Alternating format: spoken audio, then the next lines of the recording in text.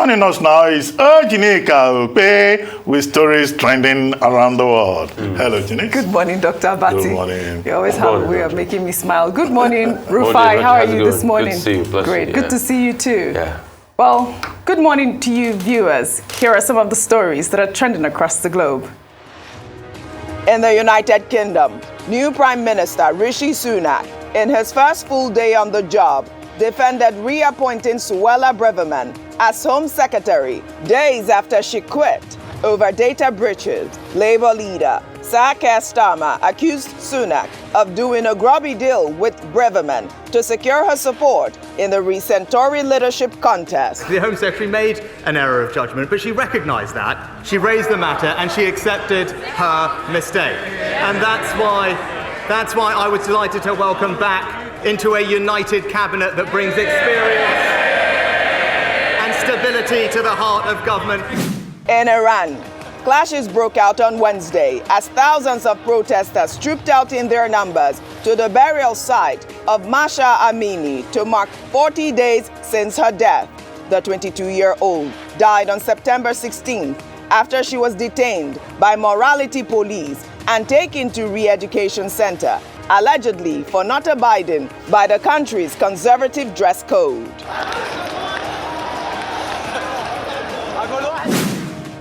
In Nigeria, there are mixed reactions trailing the announcement by the governor of the central bank, Godwin Emefiele, that new series of banknotes have been designed and will be in circulation effective December 15, 2022. The management of the CBN has sought and obtained the approval of President Muhammadu Buhari to redesign, produce, release, and circulate new series of banknotes at 200 naira, 500 naira, and 1,000 naira levels.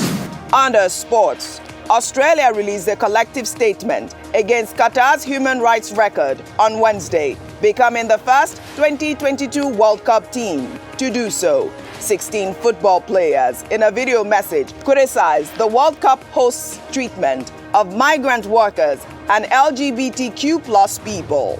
We have learned that the decision to host the World Cup in Qatar has resulted in the suffering and in the harm of countless of our fellow workers. These migrant workers who have suffered are not just numbers.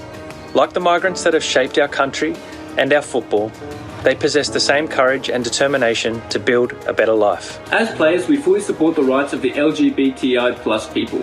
But in Qatar, people are not free to love the person that they choose. Addressing these issues is not easy, and we do not have all the answers.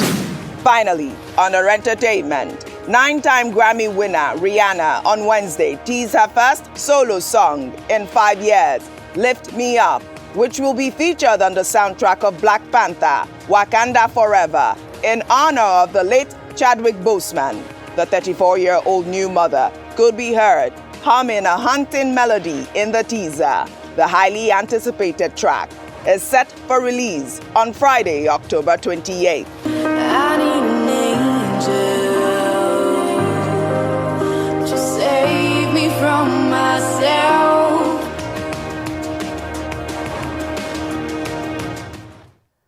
Well, let's begin what's trending.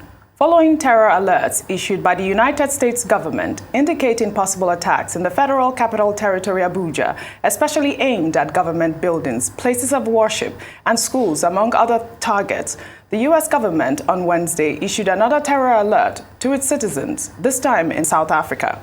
In the alert, which was posted on its embassy website, the U.S. government said it received information that terrorists may be planning to conduct the attack targeting large gatherings of people at an unspecified location in the Greater Sandton area of Johannesburg on Saturday, October 29th. The alert has come as a concern to many, as questions have been raised to determine why the U.S. is issuing terror alerts in African countries. Well, let's take a tweet. This is from Resources, who wrote, "Surprisingly, how did the USA assess that there is terror in South Africa, especially Sandton? Did our intelligence services verify this information? Unless our intelligence services are based in the US, then it means South Africa is not our country. Yes, terrorism is bad, but let South Africa solve its problems." Well, Ife Olua wrote, "In this terror alert, America is up to something. These people can never be trusted. They love crisis. They benefit a lot from crisis. They are on the mission of economy slavery, putting pressure on developing countries, but they will not succeed. Well, John wrote, I hope that the government of South Africa also issues a strong warning to any foreign embassies in South Africa, especially the US government, on how and what they publish on their websites in South Africa. This is not America, and we don't take kindly to threats against our citizens. Disgraceful. Well, in the meantime, the Minister of Information and Culture, Lai Mohammed, has insisted that the federal government won't be stampeded by the terror advisories released by the governments of the United States and the United Kingdom, while reacting to reports of the U.S. government's evacuation of non-critical staff from Nigeria over the risk of terror attacks. At the Executive Council meeting presided over by the Vice President, Professor Yemi Osibanjo, well, Lai Mohammed wondered if Nigerians feel safe in the United States with all the senseless killings and school shootings that occur in the country. Let's take a listen. I want to reassure both citizens, non-Nigerians, Nigerians living in this country, that the security agencies are on top of this matter. It's just like if Nigeria, mission in the U.S. also sends a travel advisory or a warning, Houston, and say, look, don't take your children to school because there could be mass shooting tomorrow. So I don't see anything. I mean, I would think they are right to say their people should go home if they want to. But we, as a country, have a responsibility to keep our country safe. The concrete step is that people should stop spreading unverified news. That's what I'm saying. Unverified news. You see, look, how many school shootings happen in the U.S.? How many senseless killings happen in the U.S.? Have they been able to predict what is going to happen next? Which school is going to be a victim next? Do Nigerians in the U.S. actually also feel safe?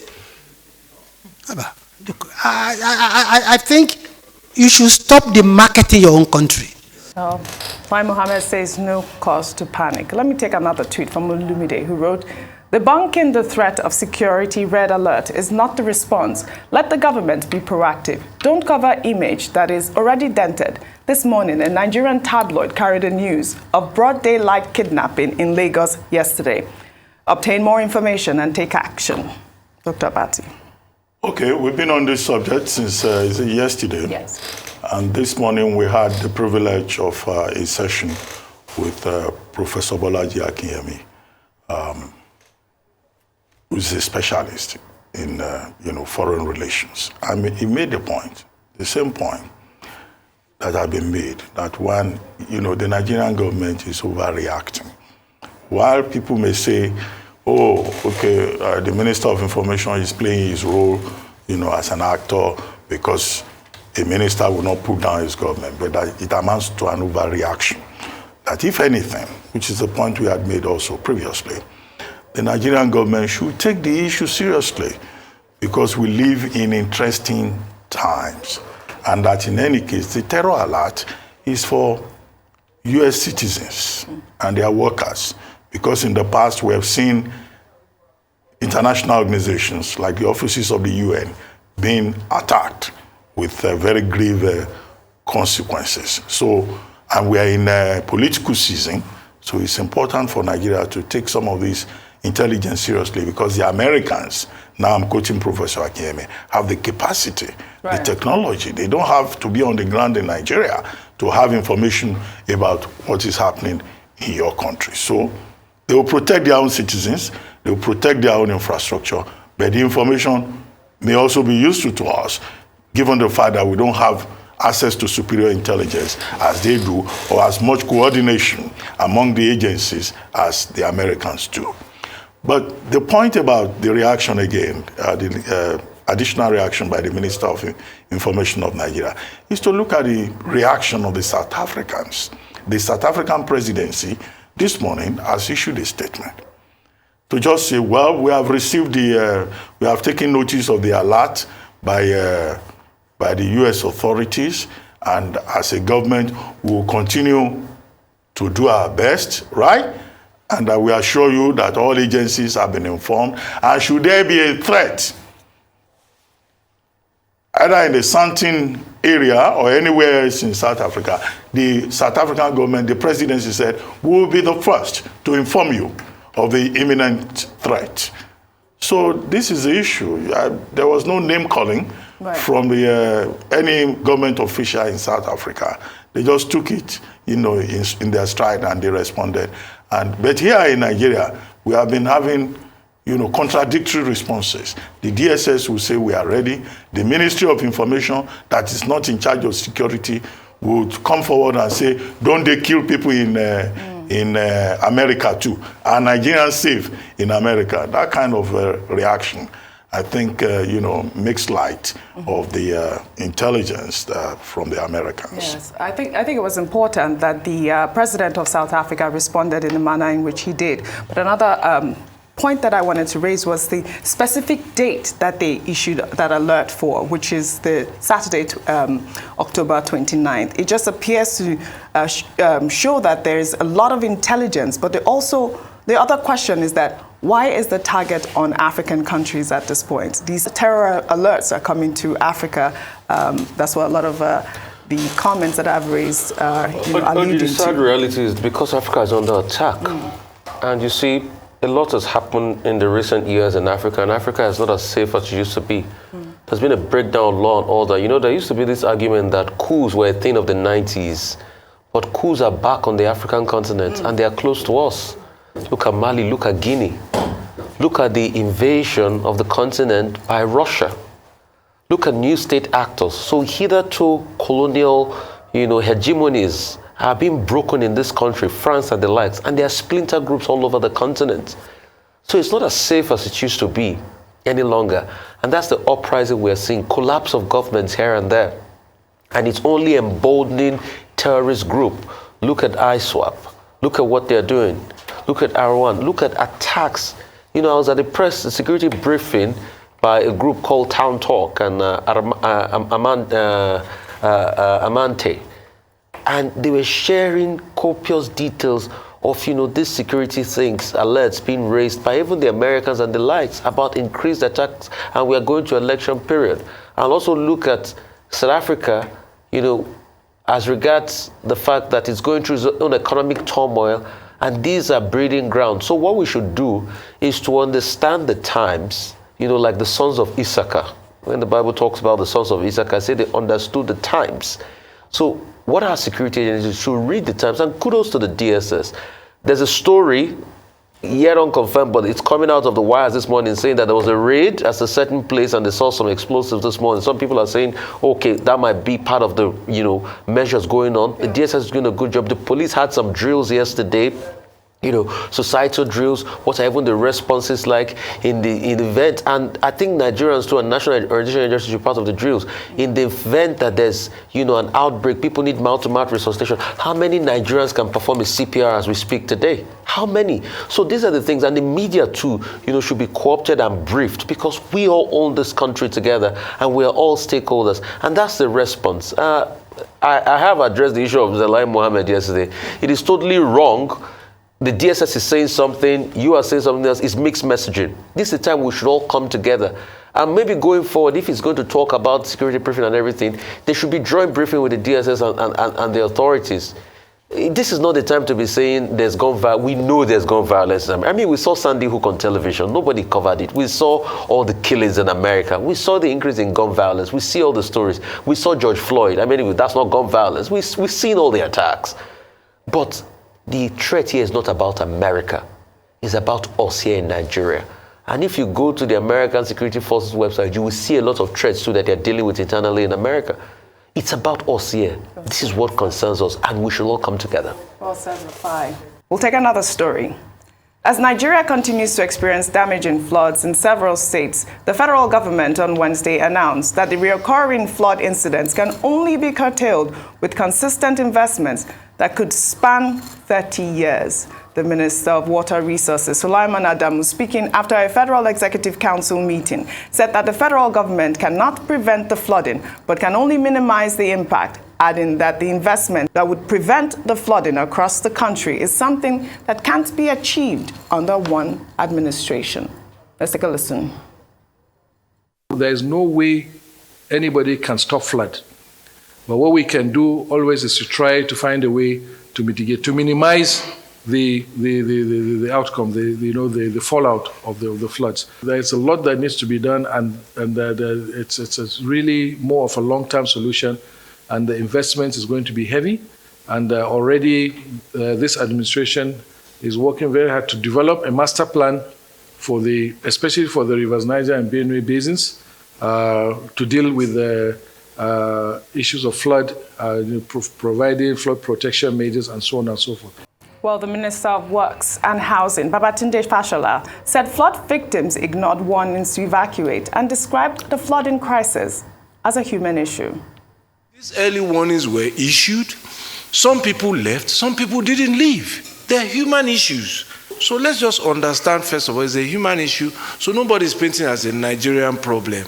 Now, also realize that there are levels of government involved here. There's a federal government, there is a state government, there are 36 of them, and there are 774 local governments. Those places relating to who builds where, who sets up a house in what place, those are local planning issues that are not the responsibility of the federal government. Well, it's very sad to note that it might take 30 years, but I don't understand how this is a human issue at this point. Rufai? I mean, I don't understand what Minister Fashola is saying here, and I don't really get it. A human issue how? You said there were warnings. Were they provision for evacuation? When were the camps set up? I mean, let's call a spade a spade. Where were the evacuations camps set up? Was not after the flood ravaged? So when you are saying people should leave their homes, what are you providing again? How many of them can truly go to family members and the likes? How many of them have been able to go to family members? I think the response was very, very slow. But I'm happy they are responding to it now. And you see, when you do well, I say it the way it is. I can now say now, some kudos to the humanitarian ministry. I saw the partnership with the Nigerian Air Force, NAF plane 913, docked, stopped in Benin yesterday, to onward to Port Harcourt to get some relief to flood victims. Yes, but more can be done. I mean, I saw that. I mean, if I didn't say it, I wouldn't say I just saw it. But the response hitherto was very slow. Secondly, FG needs 30 years. I see, are we really ready in this country? Are we truly ready? It is now we need 30 years. But Lado Dam was completed in 1982, and we saw the attendant risk it will bring. We had flooding in 10 years ago, 2012, because of this Lado Dam issue. Now we need 30 years. I'm sorry, it just shows that we are not planning. The Netherlands is below sea level, more prone to flooding. But you can see how the Netherlands plan for their own stuff. They build dikes and the likes. So it is now you want to start planning. So it is the mixed messaging that surprises me. Yeah. At first, they set up a committee that will bring up about a roadmap in 90 days when this administration is long gone. Now, the man that they said will bring up something in 90 days, he's saying another 30 years. So what have they done? They've kicked the problem down the road.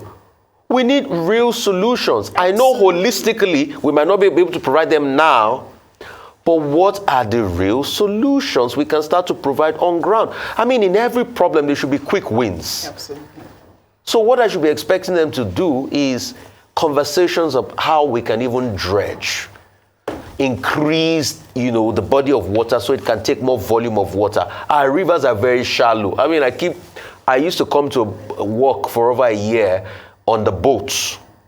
So I can tell the story of how this water you see in Lekki, how shallow it is. There was a time the boat got stuck in the middle, and the guy said, come out and stay on the water. I thought he was joking. We were scared to death. But truly, when we got on the water, in the middle of the big body of water, it was that shallow we could stand. So it's to dredge so that it can get vote. Those are part of the solutions. And also explore other means. Yes, we need so there are real-time solutions we can do, and these things are possible. Absolutely. Dr. Abati, Minister Fashola says that this flooding is a human issue. Well, the duty of government is to solve problems, not to give excuses. When government comes forward with excuses or engages in blame games, it's an indication that government itself is overwhelmed, is perplexed, confused. We've been having flooding problems in this country since 1960, 1963, 1981. That's referring to the Ogunpa flood disaster. In 2012, we also had flood disaster perennially every year. When there is heavy rainfall or there is release of water from the Cameroonian dam, places are flooded. What we have seen this year with corpses floating in parts of the country, in Bayelsa, Azikuru Government Cemetery, corpses were washed out of the ground. The implications are dire. Diseases, many of the houses that have been submerged in Lokoja and in parts of Bayelsa and in other places, those houses will never be habitable.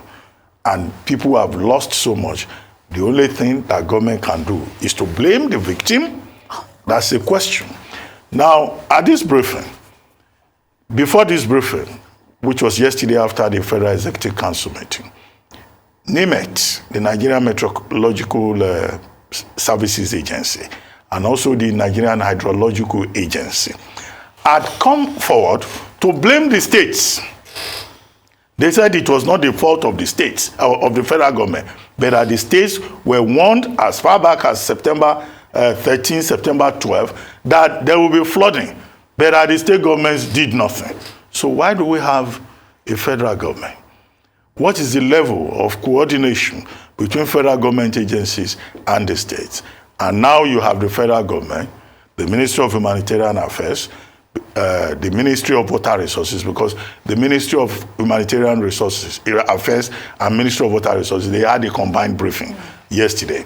And then you had the Minister of Works and Housing saying that, look, the people are the problem because they don't listen to warnings. Well, in some other parts of the world too, people don't listen to warnings. Yes. In the US, when people even get early signals to evacuate, some people will say, no, we're not going until it is too late. But then you see government moving in immediately, helping them out, sending in helicopters to pick people up out of the water. It's only in Nigeria that, we want to, if you want to kill yourself, go and kill yourself. Unacceptable. That's what the Nigerian government is saying. Whereas the job of government is to ensure our safety, whether it is natural disaster or whatever. Is it not the same government officials that give those approvals that cause the flooding, that look the other way when people do constructions that block drainages? So since independence, we have been dealing with the spectacle of inefficiency, of failure, of leadership. And what you just see are shifting spectacles from one period to the other. That is where the problem lies. Well, you mentioned Bayelsa. In the meantime, the governor of Akwa Ibom State, Udom Emmanuel, became the first governor to visit the flood-ravaged Bayelsa State and made a sympathy donation of 100 million naira. He applauded the efforts of Governor Doyo Diri in standing by his people in their moment of desperation and said the flood in Bayelsa was monumental and required assistance from all quarters to assuage the suffering of the victims. When situations like this happen in a country, we leave politics, we leave partisanship, we look at human lives, we value human lives. On behalf of my good people that we came and the government of the state, we have a total check here of 100 million naira. We are beginning to see those who are brothers and our friends. It is not when it is time for politics they will come say, take 10,000 and vote for me. Now that you are suffering, living your comfortable homes, this is the time that those who love you will come and show love. Whether they come or not, God is with us. Bayelsa will not die. Bayelsa will not relocate. Bayelsa is a blessed land. I will drop another 3 million for you here. Well, congratulations to Governor Udom Emmanuel. I think that was such a warm visit, really warm visit. This is what we need. As much as possible, we need donations for all of these states that have been ravaged by the flooding. Well, thank you both for your great analysis. That's all I have for you on What's Trending today. I'll see you tomorrow.